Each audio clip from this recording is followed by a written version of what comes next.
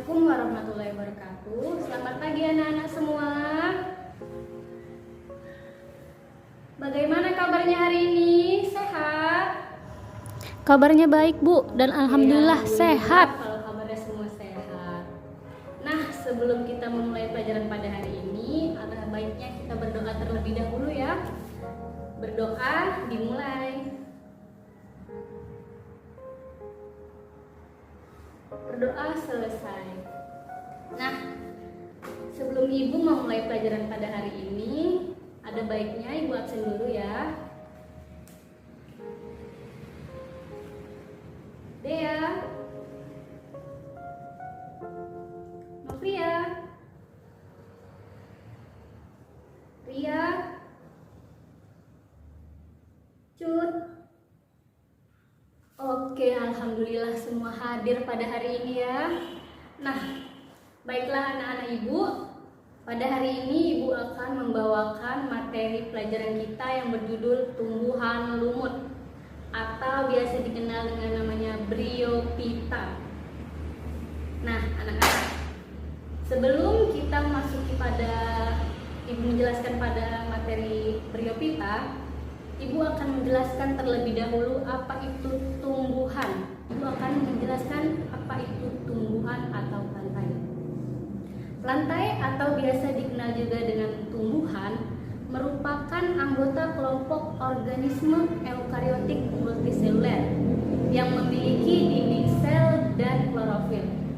Karena dia memiliki klorofil, jadinya dia bersifat autotrof, yaitu mampu membuat makanannya sendiri. Nah, sampai sini ada yang udah bisa memahaminya? Oke, baik.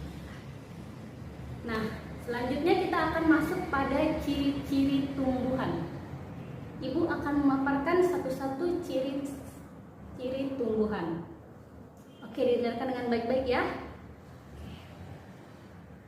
Baiklah, Ibu akan menjelaskan ciri-ciri tumbuhan. Yang pertama, tumbuhan merupakan organisme eukariotik yang memiliki membran inti sel. Nah, yang kedua, dia bersifat multiseluler, yaitu mempunyai banyak sel. Jadi multiseluler itu mempunyai banyak sel ya anak-anak. Yang ketiga, memiliki dinding sel yang terbuat dari selulosa. Yang keempat, merupakan organisme autotrof. Yang kelima, dia dapat menyimpan cadangan makanan dalam bentuk amilium dan pati. Yang keenam, dia memiliki akar yang berfungsi untuk menyerap air dan zat hara dari dalam tanah serta memperkokoh tumbuhan. Yang ketujuh, dia bereproduksi secara aseksual, yaitu bisa tunas, cangkok, spek, dan lain-lain. Ibu akan menjelaskan tentang tumbuhan lumut atau biasa disebut Bryophyta. Nah, tumbuhan lumut merupakan jenis tumbuhan yang tidak mempunyai organ sejati. Nah, organ sejati itu seperti apa, Bu? Seperti akar, batang, dan daun, serta tidak mempunyai pembuluh angkut seperti xilem dan phloem. Nah, Bryophyta itu biasanya tumbuh di daerah yang lembab dan teduh. Bryophyta sendiri merupakan tumbuhan peralihan antara tumbuhan berkormus, Cormophyta, dengan tumbuhan bertalus, ialah Talophyta.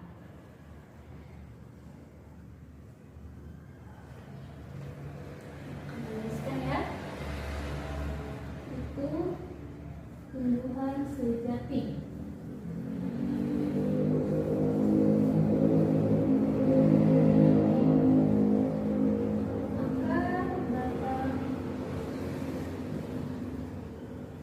Dan daun.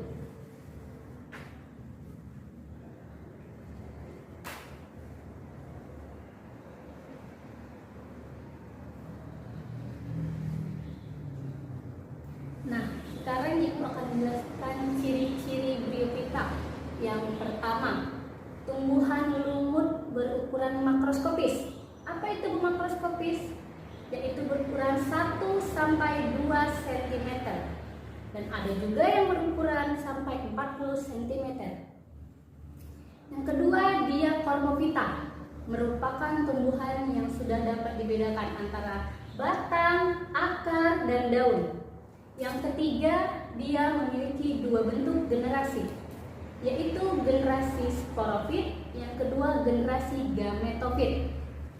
Nah, yang keempat, dia merupakan tumbuhan peralihan karena terdapat tumbuhan yang merupakan talus, yaitu seperti lumut hati dan tumbuhan yang sudah memiliki struktur tubuh mirip dengan batang, yaitu akar dan daun sejati, yaitu lumut daun. Nah, yang keenam, tumbuhan lumut merupakan tumbuhan perintis. Apa itu Bu tumbuhan perintis? Yaitu tumbuhan pelopor, yaitu tumbuhan yang ada sebelum tumbuhan lain tumbuh. Oke, baiklah Ibu. Dari pemaparan ciri-ciri Bryophyta, adakah anak-anak Ibu yang ingin bertanya sebelum Ibu melanjutkan materi kita? Iya, baik Dea. Ada yang ingin tanyakan? Oke, silakan. Mengapa tumbuhan lumut bersifat gametofit? Pada penjelasan ciri-ciri tadi, Ibu menerangkan bahwa lumut bersifat gametofit. Baiklah, Ibu akan menjawab pertanyaan dari Dea.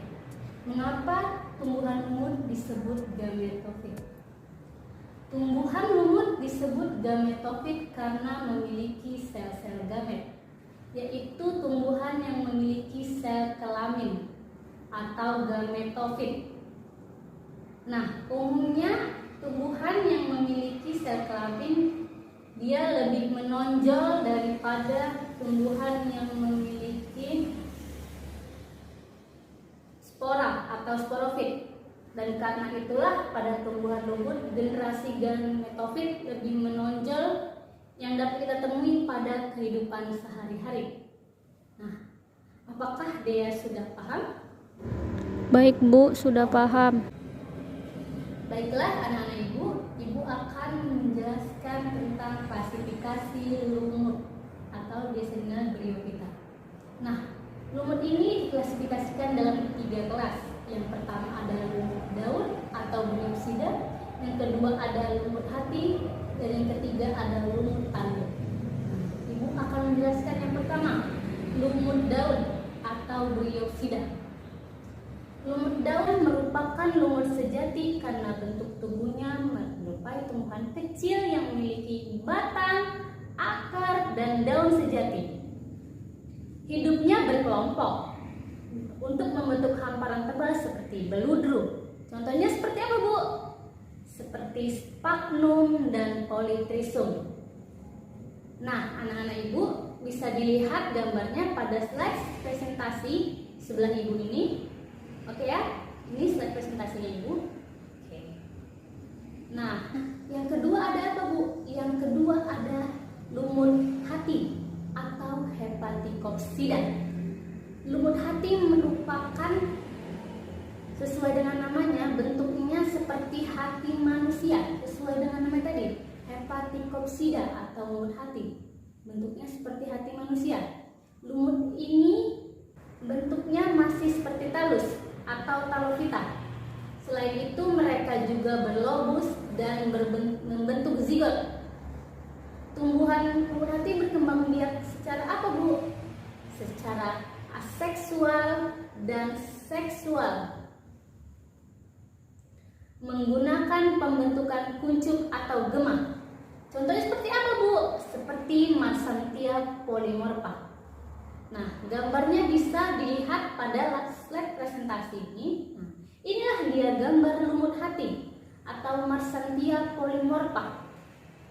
Nah, yang ketiga ada lumut apa Bu? Yang ketiga ada lumut apa Bu? Oke, pasti penasaran dong yang ketiga apa?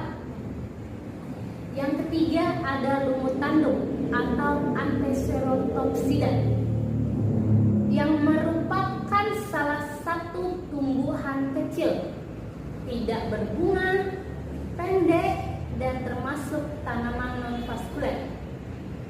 Nah, pasti di pikirannya sudah bertanya-tanya, Apa tanaman non-vaskuler itu, Bu? Ya, tanaman non-vaskuler itu adalah tanaman yang bisa hidup di air dan di darat.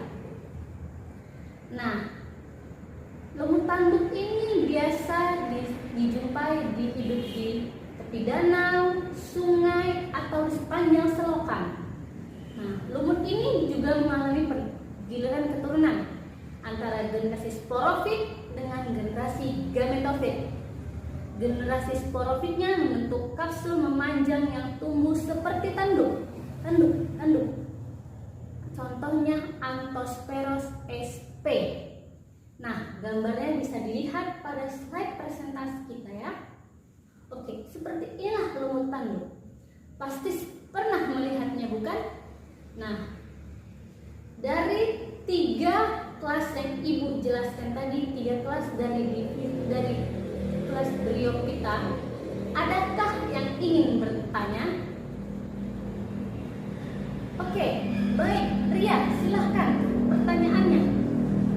Baiklah Bu, saya akan bertanya, adakah di antara ketiga lumut tersebut yang bermanfaat atau yang dapat dijadikan obat?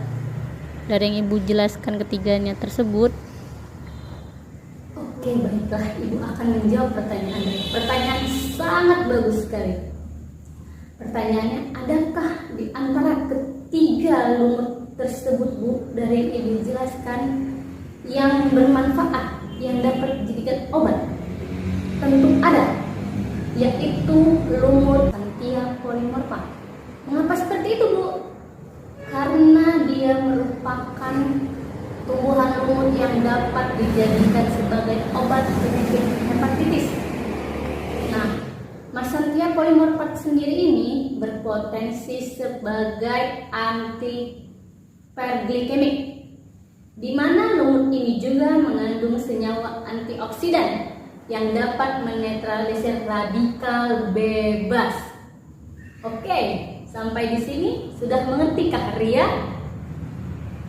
Oke, baiklah.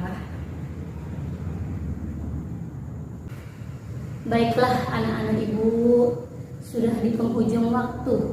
Sudah habis sebentar lagi jam pelajaran kita ya. Nah, jadi dari apa yang Ibu jelaskan barusan, kesimpulan apalah yang kita dapat? Jadi akan Ibu simpulkanlah ya. Lumut itu mempunyai ukuran yang mikroskopis, 1-2 cm dan ada yang sampai 40 cm. Nah, tumbuhan lumut ini dapat kita jumpai ya anak-anak di sekitar rumah kita, di pekarangan, di selokan, yang di tempat-tempat lembab dan teduh. Nah, lumut sendiri reproduksinya secara seksual dan aseksual, membentuk gamet dan sebagainya. Oke lah anak-anak, sampai disinilah materi Ibu kali ini ya. Mudah-mudahan kita dapat berjumpa lagi di minggu yang akan datang. Oke, Ibu akhiri dengan wassalamualaikum warahmatullahi wabarakatuh. Jangan lupa dipelajari kembali materi-materi kita ya anak-anak. Sampai jumpa.